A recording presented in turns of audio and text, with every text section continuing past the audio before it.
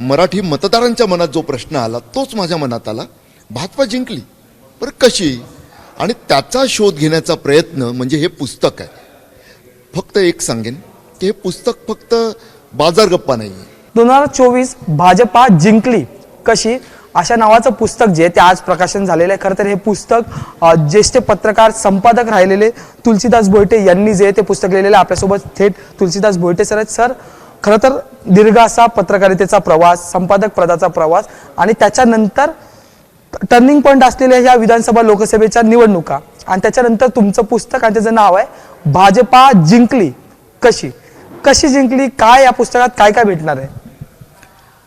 अजय, मला वाटतं की प्रत्येक पत्रकार त्या दिवशी न्यूजरूममध्ये 23 नोव्हेंबरला आपल्याला अपेक्षा होती की दावे प्रतिदावे काही होऊ द्या विरोधकांकडून सत्ताधाऱ्यांकडून, आपल्याला अपेक्षा होती की दिसत होतं लाडकी बहीण, इतर योजनांचा पाऊस, तसंच बटेंगे कटेंगे, एक है तो सेफ है, या सर्वामुळे भाजपा महायुती 150-160 पर्यंत जाईलच, विजय होईलच हे दिसत होतं.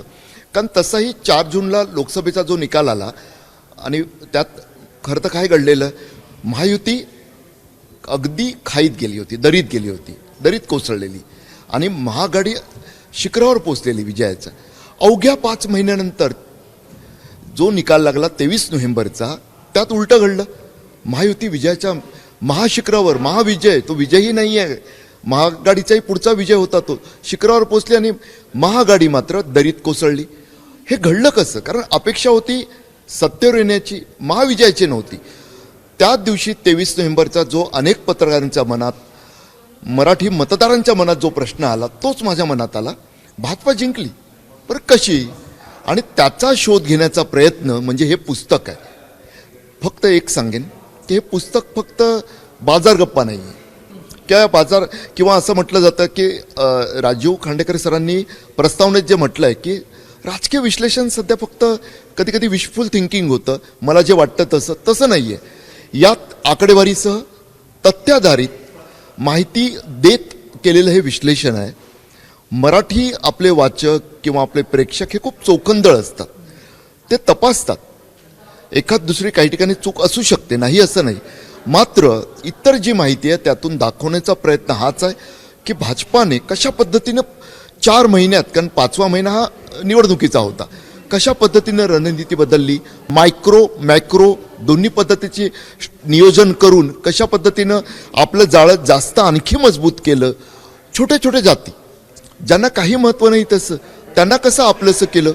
भन्नाट प्रकार असतो ना की 5-10 हजार मतदार ज्या समाजाचे असतील त्या घटकाच्या एखाद्या नेत्याला तुम्ही देवेंद्र फडणवीसांसोबत जेवायला नेता, ते जे असतं ना त्यातून ते भोजन म्हणजे कुठंतरी एक वेगळं तोरण ठरलं प्रचाराचं, असं म्हटलं तर वावगं ठरू नये. हे पॉझिटिव्ह वाटेल तुम्हाला. संघ नसताना लोकसभेला आणि संघ असताना हे सुद्धा तुम्हाला वाटेल भाजपासाठी पॉझिटिव्ह आहे. परंतु जेव्हा पुढचं प्रकरण येतं त्यात कळतं की मालेगाव करत जे ओट जिहाद प्रचार झाला ते मिथ असं मी जेव्हा म्हणत ते बस्ट करण्याचा प्रयत्न करताना दिसेन तुम्हाला आकडेवारीचं. पुन्हा त्यात कुठच्या वैचारिकता नाही की नाही हे असं नसतं बोलायचं, ही धर्मांधता आहे, तसं नाही. हे आकडे आहेत, हे आकडे बोलतात आहे, अर्थ तुम्हीच काढा. हे तुम्हाला वाटतंय का ओट जिहाद आहे? हे मी स्पष्टपणे दाखवून दिलं. आणि धक्कादायक म्हणजे जर ओट जिहाद मालेगावचं हिंदू मुस्लिम किंवा मुंबईतलं, ईशान्य मुंबईतलं, मानखुर्दमधलं हे ओट जिहाद धार्मिक आधारावरचं, तर 1,35,000 किंवा जी काही मतं मानखुर्दमध्ये मिळाली महाआघाडीला त्यावेळी लोकसभेला, तेवढीच मतं मुलुंड या गुजराती बहुल विभागात भाजपा महायुतीच्या गुजराती उमेदवाराला मिळाली. त्याचा अर्थ काय काढायचा मग? ते भाषिक जिहाद होतं. या प्रकारचे अनेक वेगवेगळे मुद्दे या पुस्तकात तुम्हाला दिसतील. सर, खरं तर सांगितलेले आहेत, पण महत्त्वाचे मुद्दे आहेत की आज ज्यावेळेस प्रकाशनाचा संपूर्ण सोहळा पार पडला, पत्रकार आम्हाला पाहायला मिळाले. म्हणजे एबीपी माझाचे जे मुख्य संपादक, वरिष्ठ संपादक राजीव खांडेकर होते, त्यासोबत भाजपचे सत्ताधारी पक्षातले मंत्री आम्हाला या मंचावर पाहायला मिळाले. सोबत ठाकरेंच्या शिवसेनेकडून भास्कर जाधवांची उपस्थिती पाहायला मिळाली.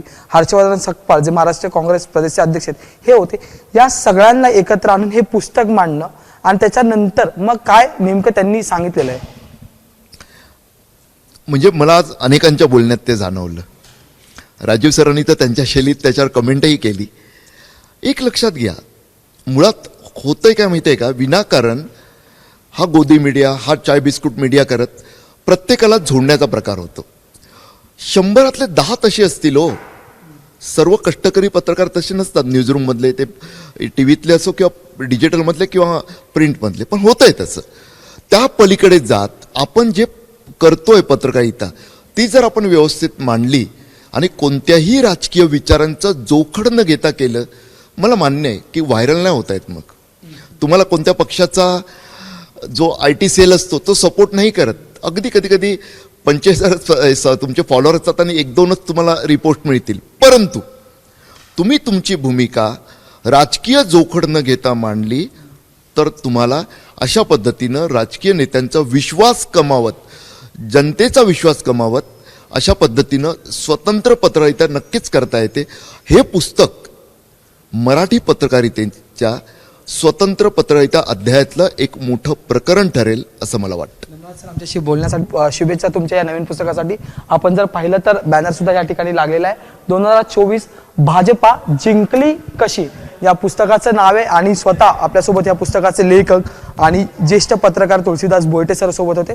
त्यामुळे आता या पुस्तकातून नवे काय काय किस्से उलगडताना पाहायला मिळतील हे सुद्धा पाहणं औत्सुक्याचं असणार आहे. व्हिडिओ जर्नलिस्ट हेमंत कदमसह मी अजय माने, ABP माझा, मुंबई.